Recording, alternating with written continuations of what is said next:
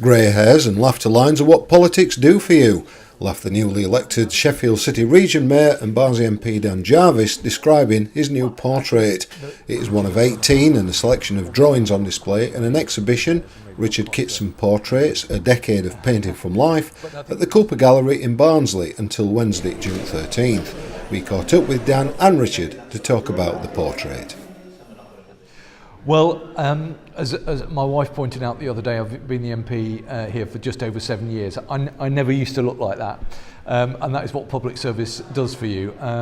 But yes, I was not certain I'd got quite so many grey hairs or quite so many sort of laughter lines, but she assured me that Richard had got it absolutely right and that his portrayal of me was very accurate, and that's what politics does for you. But I think he's done a fantastic job, not just with mine, but with all of the portraits. They are all very gritty. It's a style which I personally like. I think that he's incredibly accomplished, and he's a great asset for our cultural offer here in Barnsley. So I do hope that people will get to the Cooper Gallery here in Barnsley over the kind of remaining period of this exhibition and come and look at this work and enjoy it in the way that all of us have.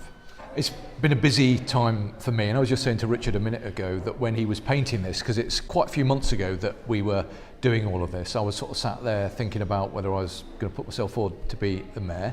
And actually I think the hours of sort of peace and silence I had sat in front of Richard was quite helpful for me in terms of kind of formulating my thoughts and deciding whether I was going to do it. But I'm really kind of sort of proud of what he's been able to achieve. I think it's a fantastic bit of work, and I'm really sort of delighted to be a part of his exhibition. I think the reason, one of the other reasons he said yes, I think he spoke to his wife and they had a conflab and said, well, he's not going to paint an idealised version of you, you know. So, and obviously I have included, you know, some, I'll call these thought lines, you know.